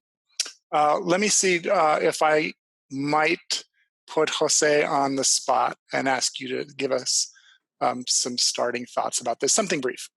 Sure. That's a really good question. I've been thinking a lot about the way in which sports becomes a platform for redress and for grievances for Latinos and Latinas, right? If you think about the notion of the level playing field, right, and what that means, I think for a long time, we see how Latino athletes understood the basic understanding that we want to be treated equally. And if they could perform just as good as any other in the playing field, that nothing bad would happen to them. So they understood that basic understanding of sports as a sort of a leveling field. And through that, they were able to articulate larger community demands and really gaining the skills and leadership that is necessary, right, to be able to take on these civil rights battles. However, when we think about Latinos in sports, we don't really think about sort of the Black Power salute, like, John Smith and Tommy there in the '68 Olympics, right? Because I think that when we think about Latinos in civil rights, it's more at the grassroots level. It's more at the community level, where we see actually how Latinos and Latinas have always fought for more recreational facilities to open up. They've desegregated spaces where once they were prohibited from entering, whether it was a boxing venue or a ballpark. Those are local desegregation stories that have yet to be told. And so it's really what we have to do is we have to look at that level. We see how then they become empowered through sports and then use it to take on other larger battles. Thank you, Jose. Tim, Jerry, Lorena, anybody like to take this on? Sure. I would just say quickly that I think when it comes to business and commerce, what has happened over the last few decades is a kind of increasing demand for recognition that Latinos are really an important part of what makes America run, what makes the United States run. And it's not just the businesses we start, but the labor we do. I teach this class on Hamilton too. And, there's the line there that is like, immigrants, we get the job done. But I also, show a picture of a restaurant owner in New York that has in type at the bottom of the receipt is, immigrants make America great again, playing both on, the Hamilton part and, the president's slogan now. And so I think it's a kind of increasing demand to be recognized for how we make the country run. And, in some ways, I think that Latino business and commerce is a kind of constant. So that's what I would point to as the growing demand. And I think that part of the historical work we're doing now is just preparing, readers of American history 30, 40 years from now, when the United States is 30 or 40% Latino, something like that, for the understanding the long context of how this came to be. Tim? Within religion, I think both inside churches and religions, there's been struggles for justice, for rights. You think of the struggle to have the first ever Chicano Hispanic bishop, Patricio Flores, and the great joy that brought. Struggles of padres and las hermanas and other groups who have tried to make the churches more responsive to Latino communities and to barrios. So within the churches, there's been great struggles for leadership and for recognition. And then there have been faith-based struggles in the wider society. I'm looking at Mr. Salazar's Guadalupe behind his shoulder there. Cesar Chavez was a great devotee of Our Lady of Guadalupe, a Curcista. Reyes Lopez Tirina, his activism was fed by his training as a Pentecostal pastor. And many of the faith-based organizations, UNO in Los Angeles, COPS in San Antonio, the ongoing ones today, and the PICO and IF and other networks, and many, many more, are ways that people have called on their faith to struggle for the rights of immigrants, the rights of Chicanos, the rights of Puerto Ricans, Cubans, and others in society, as well as within the church. Lorena. So if you're talking about cultural change, you're talking about the U.S. Army, I don't think it's changed by the soldiers. I mean, that's a top-down system if there's ever one, right? So in 1948, it's desegregated. I do see Latino cultural change everywhere else, though. I mean, and I might be wrong about the Army. I mean, in the military service in general, but I don't see it there as much. Where I see it, for example, is in music, in culture, in what we hear on the radio, and what we call our kids. And I see it everywhere, Latino culture. But I also see it, I don't want to get in trouble here, but I also see it, quite frankly, with more Latino professors. And so I was just on a fascinating Zoom call, and someone's doing a survey of Latino professors, and they're saying, like, what is this? Like, we can jump through the hoops, promotion, tenure, but it seems very hierarchical. And it seems very, like, geared towards capitalist modes of production. Can we think of it in more like a community spirit? Can we think about it more in like gaining wisdom from our elders as well? So I think there's a moment where Latinos can even, I don't know if I'll be alive to see it, but they can consider changing the structures and the hierarchy of academia. Thank you. We have several questions about terminology and categories. One of the questions asks about the term Hispanic versus the term Latino or Latinx. And another asks how you as authors thought about the challenge of writing across Latino groups. In other words, not writing only a history of Mexican-American religiosity or Puerto Rican entrepreneurship or Dominican boxers, and how you thought about working these stories together and thinking more broadly. So would anybody like to take on either of these questions, the question of Hispanic versus Latino, these kind of nomenclature questions, or the challenges and the opportunities of thinking beyond individual subgroups? Tim. Then Lorena. Just a quick comment so let others have a chance to speak. When I write historically, I try to use the language of the person who's life and documents I've been documenting. If they called themselves Hispanic, which is not so popular now with many folks, I use that language. If they call themselves Tejano, Nuevo Mexicano, Chicano, Latinx, so try to catch the language and self-understanding of the historical subjects I'm looking at. Lorena. I'll just chime in regards to the second question, how I managed to include all these different groups. It was helpful that to lay it down into the civil rights strategy, because one reason Latinos keep having to make the case that they really are Americans and should be treated as equal, not that people who aren't American should be treated inferiorly, but that they have all, like that 14th Amendment includes them, that they should have all the rights, first-class citizenship, is that it's a story of constant immigration. So this is a civil rights argument that Puerto Ricans tap into, like ameliorate the colonial status of their island. This is an argument that Cubans use to go off to fight in Vietnam, and plus they really are not, the ones who went are not in favor of communism at all. This is an argument that Central Americans who come starting in the 1980s and show up in the military shortly afterwards are making, and going to joining the U.S. Armed Forces, in part because it is a fast track to citizenship. So that is how I could continue to incorporate all these groups, is because that one theme actually incorporated all those groups. Thank you. We have a question for you, Professor Alamillo.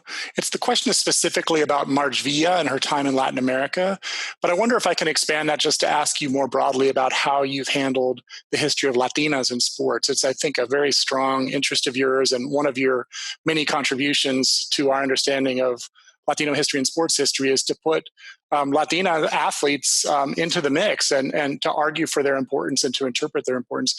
Maybe you could say something about Marge Villa, but also about what the focus on sports, on deportes, helps us to see in Latina history we might not otherwise see. Yeah, well, I think one of the discoveries that I found, and this, let me just also share with you that, researching Latinas in sports was very difficult. This project took longer than I expected, in part because there were not that many archives, documents, and this is why preserving history is so important. If you have somebody in your family who is a female athlete, my God, interview them, preserve that history. And so one of the interesting things that I found in the discovery of Latina athletes was that they actually desegregated their teams much earlier than men's teams, so that it was the Latinas in softball teams playing with African-American women, Asian women, way earlier than men's teams. And so that really was interesting because they, in many ways, because they had to break gender barriers early on, they understood also how important it was to defy racial barriers. And so they were forming integrated teams in the 30s, way before the 40s, where you see more men's teams becoming sort of more open to other races in their teams. So in terms of like softball, and then in basketball, and then in tennis, I mean, those are the three areas that I primarily focus on because we don't really see them in, say, American football, right? So they were concentrated in these sports in particularly. And so their stories are so empowering as well. Just because when I held a public exhibition where I brought Marge Villa to talk about her story, I mean, she was just telling young girls, like, don't listen to the naysayers. When they discourage you, do the opposite. Keep going, keep playing ball, and you got this. And so I was just like, and the young girls in the audience were just blown away by that. I'm like, I think they were inspired, right? And so I think, there's just a lot to be said about highlighting and profiling many of these Latina athletes. And, Jessica Mendoza is another one that comes into importance here because she's breaking another kind of barrier, right? Latina in sports and baseball journalism, in broadcasting. I'm on. And then in the ownership of baseball, Linda Alvarado, Colorado Rockies owner, right? So we know that Latinas have had the love of baseball from way back and continue to have that. And so we can see that just through their examples. Thank you. Professor Oropeza, there's a question for you specifically about Hero Street USA and why sometimes it's left out of the story. And another question came your way about how to historicize the vulnerability of Latino military personnel to deportation. Is this a brand new development in the 21st century, or does it go back further? I love the second question. Mostly I love it because I don't know how to answer it. Like, that's how you get great research projects. I know, I mean, there's certain eras of massive deportations, and that the 1930s being one of them, the early 1930s. So I don't have an exact answer. I have kind of the flip side of it. So the audience members may or may not know, but in the 1930s, when there's these massive roundups of people who were of Mexican descent, but all the kids were taken too. So probably a majority were Mexican American. And then at a time of economic crisis thrown into Mexico, what happened is that some of those, at the time, young boys, by the time World War II rolls around, the draft boards are looking for them. And they are considered scofflaws. They're not doing their duty as Americans to participate. So it's kind of the anti-deportation story. I mean, it's not as if the U.S. Army says, sure, if you're undocumented, come on in. It's actually much more subtle than that. It's like, we're going to look the other way. And so some of the first casualties in the Iraq War were not just Latinos and Central Americans, but people without documents, in the country without documents, and they were U.S. Marines. So this is like a story that I haven't quite figured out how to untangle it, I guess. As to the Hero Street question, I think it is included. I know I included it in my first book. I usually include it in when I teach the GI generation, when I teach that, Mexican American survey course. And for those of you who don't know, so Hero Street, I can't even remember what it's originally called. It's this tiny little, godforsaken block in Silvis, Illinois, which is outside of Chicago, founded by Mexican railroad workers. In this tiny block, there are 25 houses. At World War II, 45 young men went to war. Of those 45, 6 died. And there are families who would send 6, like the Fighting Medina sent 6 or 7 at a time. And then came Korea, and they did it all over again. So now Hero Street looks really fancy. You can find pictures on the web, and there's like this big gold eagle, and it's like a point of tremendous pride. So, that's, I think that it does get some attention. I don't know if it gets enough attention. Thank you. I have 2 more specific questions for our panelists and then a broad question for all of you. The first specific question is for you, Professor Matovina. Could you talk a little bit about the history of, I guess, what I'll call creativity and energy that Latino parishioners, churchgoers, and leaders of religious communities have brought to the American religious landscape? Would it be fair, for example, to say that a fair share of the religious energy in contemporary Catholicism, Pentecostalism, and many other traditions is in fact a result of the energy and the work of Latinos in the United States? I think that would be very fair to say that. We haven't had a chance to comment on this yet, but you go way back, the energy of Latino communities for public prayer that outflows from the church into the streets, Guadalupe processions, in contemporary, places, Guadalupe, the Posadas, the walk of Mary and Joseph, their pilgrimage to Bethlehem, the way of the cross on Good Friday. In many places across our country, you have these processions that flow out of the churches into the neighborhoods and streets. And this practice of a very, incarnate, expressive, embodied religious forms, certainly part of Catholicism, and part of Pentecostalism and other religions as well, where people pray with their whole bodies. So there's this tremendous energy of what's called often, the faith expressions of the people.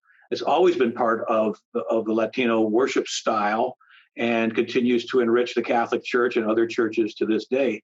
If you don't mind, I hope this isn't too offensive, but there's a joke in Spanish that kind of says, what is the difference between a Catholic Mass in English and a Catholic Mass in Spanish? And the answer, I'll translate it in a moment, but the answer is better in Spanish. En la misa en inglés, después de la misa, la gente se va sin despedirse. Y en español, después de la misa, la gente se despide, pero no se va, which roughly translate, at the end of an English Mass, everyone leaves without saying goodbye to one another. At the end of a Spanish Mass, everyone says goodbye and hugs, well, not now during COVID, but everyone makes these expressive greetings, but then they don't leave because the spirit of community just continues on and on and on until the priest has to insist on finally locking the church. But that, that sense of community, that sense of celebration, that sense of, coming together as the body of Christ, it is very, very powerful. I have to say, the reason I've been involved with Latino history is because I got involved with Latino Catholics, and it meant so much to me in my own Catholic faith to see that kind of embodied, expressive, deep felt, beautiful prayer. Professor Cadava, you've written a recent book about Hispanic Republicans, and you've thought a lot about political history. And here you've talked today about economic history, about the ways in which Latinos have involved themselves in business and commerce. I wonder if you might offer a few more thoughts that connect the two. Are there strong links between business activity, business leadership, and political conservatism in recent decades? I think the Republican Party would like to believe that there's a strong connection. I mean, dating back to the Nixon administration, Nixon called all of his brown and black capitalism efforts to uplift the Latino and African American communities as related to business. And, he pointed to his appointment of a Mexican American from Texas to lead the Small Business Administration or the creation of the National Economic Development Agency. And he actually called economic uplift the third plank of the civil rights movement that is just as important to Latino progress and advancement as the social and political protests that catch more attention. And I think that idea that the Republican Party is the party of business and the economy has kind of stayed present throughout. The Republican Party has a tradition of appointing Mexican American women as treasurers of the United States who sign all of the currency. And then also you hear this today. I mean, Donald Trump would like to believe that the tax cut, the financial deregulations during his administration and the kind of economic success of Latinos has been, hi there, I love that hat. I like your hat. So also, there's this idea, about pull yourself up by the bootstraps, or a kind of American idea that you're either a millionaire or waiting to become a millionaire, something like that. And, these ideas are often repeated by Republicans, but that's why I wanted to really draw our attention to the great diversity of Latino-owned businesses, because businesses that are rooted in Latino communities, bodegas, restaurants, whatever, they really, not only do they really depend on the health, the financial health, the physical health of their communities to succeed, but, they themselves are part of the community. And if their surrounding community isn't doing well, then they're not doing well. And so also, I think when the majority of businesses are have Latino-owned businesses have 0 employees or 1 employee or 2 employees, during the coronavirus, these small businesses were much more vulnerable to economic harm and financial harm than others. And I think that is the idea that has led Democrats to believe that there's a real opening and potential for growth among Latino business owners because they see the effects of Republican economic policies on their businesses. So I guess the one-line sentence would just be that Republicans would like to believe that there's a tie between the Republican Party and the economic success of Latino businesses, but I don't necessarily see it that way. So Steve, if I may interrupt for 1 second. This is a 14th generation New Mexican and Coloradan. My granddaughter Mireya, who some of you have met, who is now, how old are you? 12 years old. So anyway, I have to run, but I wanted to say just a couple of things. The first is to each of you, to Steve, to Jose, to Timothy, Geraldo, to Lorena, to Celinda, to Belinda, and to all of you who have been listening tonight. I just have one message. Keep doing what you are doing. As you all were talking, I was going to be on for half an hour, but I am just so entranced by all that you are doing, how important the work is you do, how smart you are, the research that you do. And as you were all talking, I was thinking that in my own life, when I came to Colorado College in 1973, I didn't know anything about any of this history that all of you are talking about, but it was people like Americo Paredes, right? Rodolfo de la Garza, Rudy Acuña, Rudolfo Anaya, and reading Bless Mi Ultima probably 10 different times. That really, in so many ways, inspired my own life journey, inspired my own life and work in the community and politics across the country, working on matters from the environment, to immigration reform, to the relationship between the United States and Latin America. And so I just want to say thank you to you, the authors, the people who created the theme study. Keep going. Your work has just begun, and there is so much more to do. And I look forward to working with you in the chapters ahead, because there is a glorious contribution that the Latina community has made.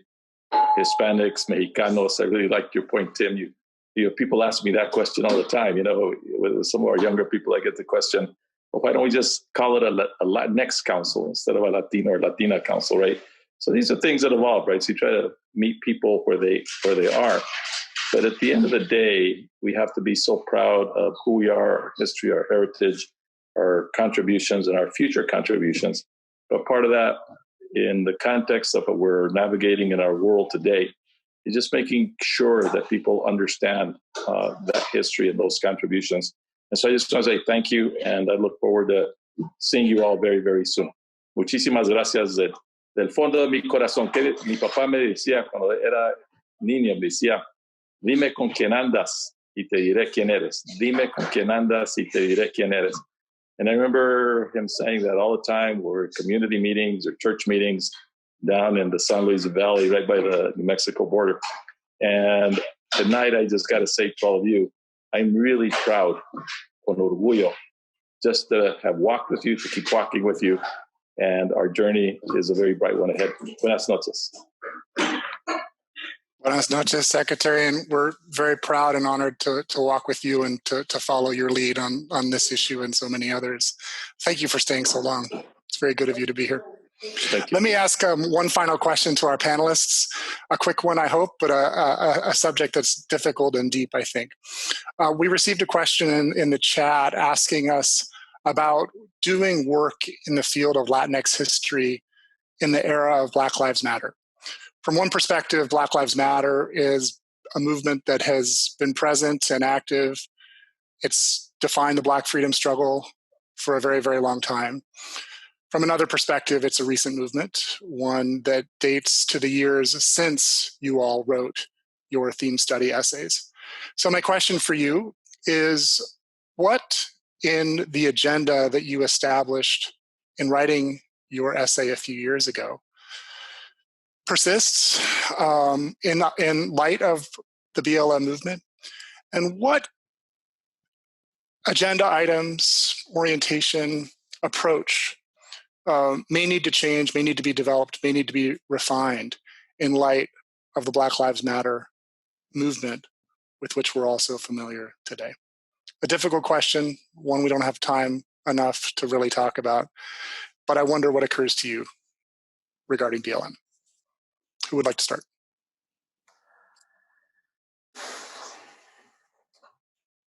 I'm waiting to see if anyone else wants to jump in. Lorena, please. So I just want to point out that oftentimes Latinx lives are Black. So, and I mention that because I think that's often, we tend to silo our history and silo people. And this is one place where there's just a tremendous deep crossover, given the complicated racial history of Latin America and of the United States. Also, the Chicano movement that I study makes sense in light of the African-American freedom struggle, so that it's not as if you study one, you are going to miss the other. In fact, the other is an inspiration and a foundation. It's like, it's a place you go. But I will say, like, in light of what's next on the agenda, one of the things that really occurred to me is that the way I think about Black Lives Matter is that it's a national reckoning with a process that's been going on for a long time, right? When there was another man who had his throat smushed and no one seemed to care, right? That was 8 years ago. It's Eric Gardner. Now all of a sudden, George Floyd, like it's something is different now. And what the moment does is it makes evident to all what it was hidden in plain sight. And what I want to say is that Latinos are also murdered in plain sight by police. And so one of the next essays I need to write is going to be a look at the historical pattern of police brutality against Latinos. And when I do that in the spirit of all of my other work. I don't think it's like and this is the ugliness that quite frankly occurs on the right, if somehow you pay attention to Black lives, you're not paying attention to other people. I'm not saying that Latino lives matter and therefore Black lives don't. It is part of the same structural problem. And it is, so to me, the people I admire in American history, the Latinos, the activists that speak most closely to me, are those who saw themselves working in harmony with African Americans towards equality. I can jump in quickly and say that on the topic that I was discussing tonight in particular, I think, this is also why I would want to kind of broaden our understanding of what business and commerce is, because it's not just about profit and individual self-improvement. It's also about community uplift and economic justice. I mean, that is also about business and commerce.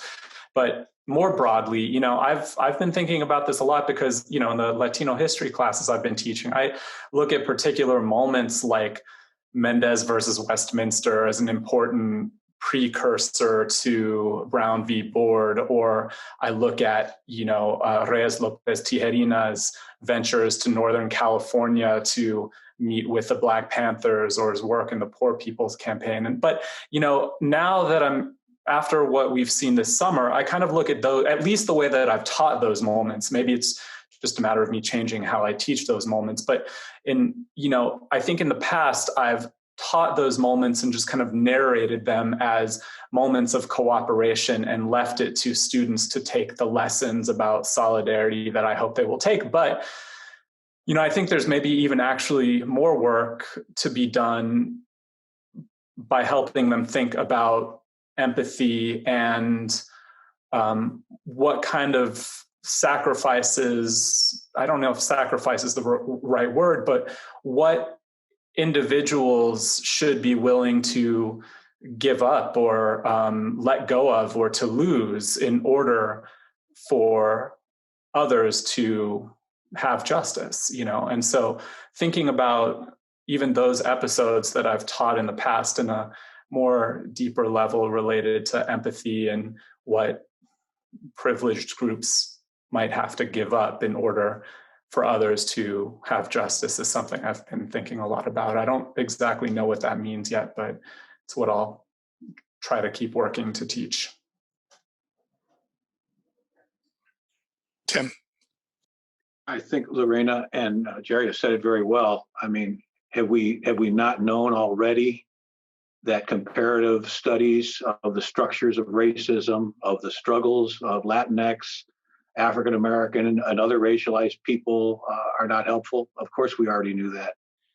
Have we not known already that one group itself is not going to be able to make the changes? It takes coalition building. You can't just have a movement among only your own. For any electoral, civil rights, social justice victory, each group has to be partnering with the others, and we've known this for a long time. So what does Black Lives Matter do for us now? I mean, for me personally, of course, it's a moment to look and say, listen more, and the sense of urgency. And not that we haven't had that before either, but it's just a reminder that the urgency is now, the time is now. And as scholars, it's our responsibility not just to study, but to speak and to be involved in the kinds of things that take the work we've already been doing and elevate it and try to do it even more through collaboration, through comparative kinds of analyses, and through moving things forward.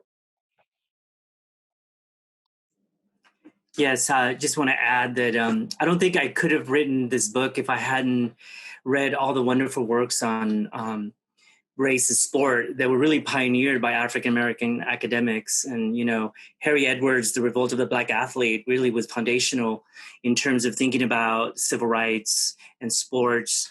And looking back at the black sporting history and the sporting black diaspora, I mean, that's really what really got me to think about, and the Mexican diaspora, and learning about the story of Jack Johnson and how he was barred and exiled, right, from the U.S. And so creating an opening for the Mexican boxers to come into the sport is really important to understand that our struggles are shared and linked. And another story that I'm looking into, because I think this, with the recent BLM movement, it got me to think about, who were the Afro-Latino athletes that we don't know about. And I'm looking at one particularly that helped to integrate the Hollywood Legion Stadium, boxing stadium in LA. Because blacks were not allowed to box at the Hollywood Legion, and again, this was it was American Legion Veterans Association that was barring African Americans. And so, what role did the Latino civil rights organizations play in that desegregation? Some were for it, some were against, and so I think that story just is important, both the pro and the con, and because I think there's a lot of lessons, right, for us to learn about how then. We can then become allies in the struggle. So yeah, that's part of my response to that. Yeah, go ahead, Jerry. Jerry, you're muted. I am. I'm sorry about that. This is just a question, and I hope it doesn't leave things on an unsettling note. Maybe some of you have thoughts about it, but I think an important part of this question is, when the right moment is as Latinos to also articulate our own frustrations and grievances, even in a moment that is focused on the Black Lives Matter movement. Because I think, this summer there was a lot of attention to police violence against Latinos. And, the Phoenix Police Department has been called the most deadly police department in the country. And a lot of it has to do with the murder of Latinos in Arizona. But is that the right, the summer, it's hard to say if that's the right moment to articulate Latino demands for justice in the context of legitimate grievances that Latinos in Arizona have had for 10 years as well, while attention is focused on the Black Lives Matter movement. I don't know the answer to that. But I think it's important to think about. I think that's an important question, Jerry. I would say that, I think we as historians and people doing work in Latinx communities and as Latinx historians do our best work when we read the signs of the times, when we are engaged in the struggles that we see around us, and when we use our platforms to bring truth into public discourse and into all discussions of the history of the United States. And I want to thank all of you on the panel for the work you did in contributing to the theme study. You did that that work as leaders in the fields in which you work. And in writing this theme study, I think you brought the wisdom that you'd accumulated over your years of research and writing to an audience different than those that we often have the chance to address in our academic writing. I wish I could be all of your students. But I appreciate the spirit of collaboration here. And I look forward to continuing to learn from each and every one of you. And again, thank you so much for being with us tonight.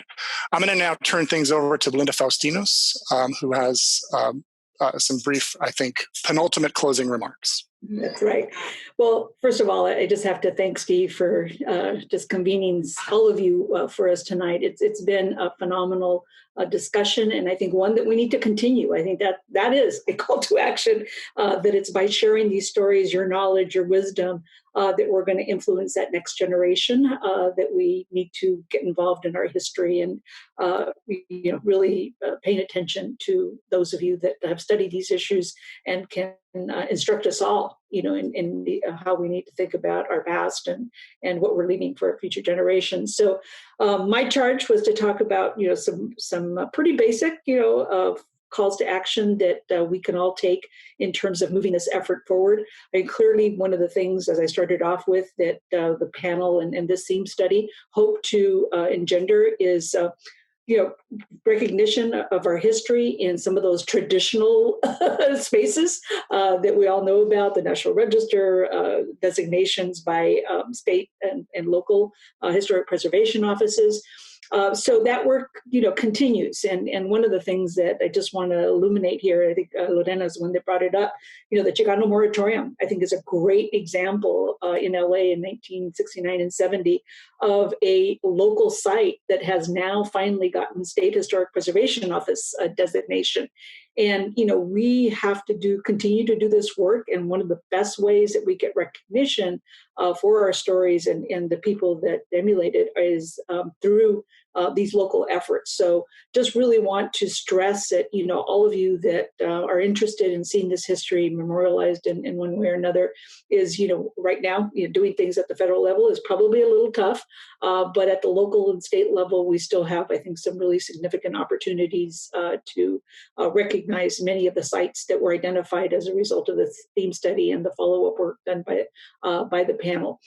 So another organization that I think many of you that are aware of is Latinos in Heritage Conservation.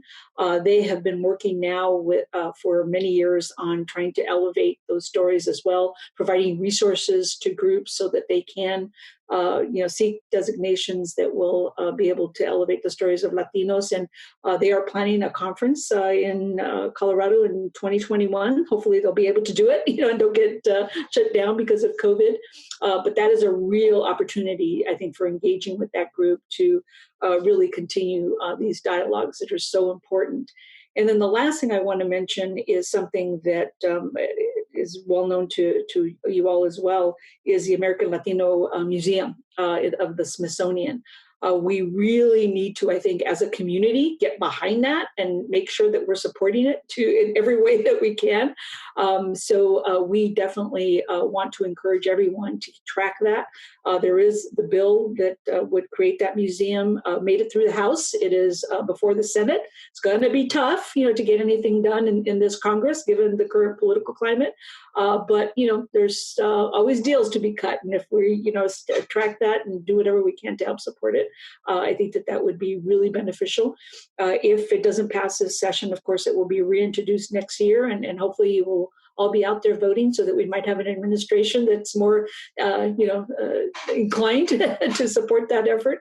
So just want to say that we do have some resources that we can share with you. I'm going to share my screen. Let's see here.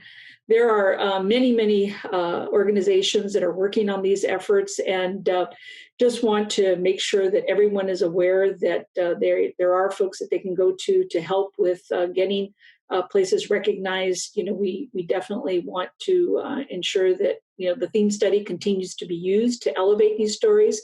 That the work that was done by the authors is just such a phenomenal piece of work that we hope schools can use this as well in terms of providing education and that call to action that we think is so critically important. So thank you all for participating tonight. And I know that Celinda has some closing remarks that she'd like to say. Y mucho gusto. I really enjoyed talking with all of you tonight. So Celinda, you want to take it from here? Yes, thank you very much, Belinda, and thank you, Stephen, and everybody. What a wonderful evening. And my friends were texting me as this was ongoing and saying how much they appreciated it and how much they learned. And I have to agree, I learned a lot.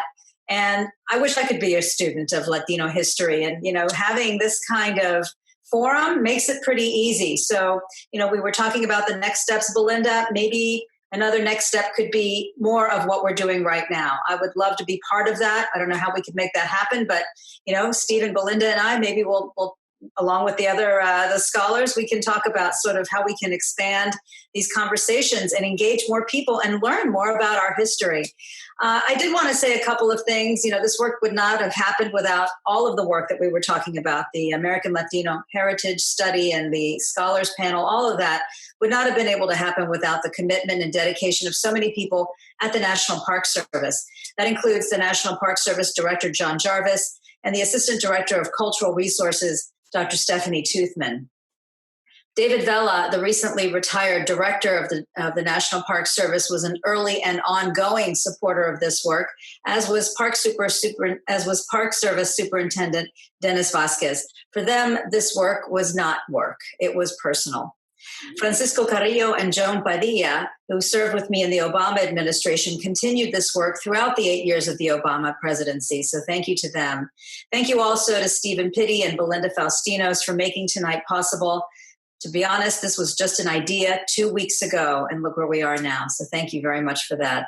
And then finally, thank you to Secretary Ken Salazar, who seized the opportunity while he was Secretary of the Department of the Interior to make a difference and ensure that the full story of American history is told, a story that includes our shared Latino history. So thank you to all of you for joining us. Good night.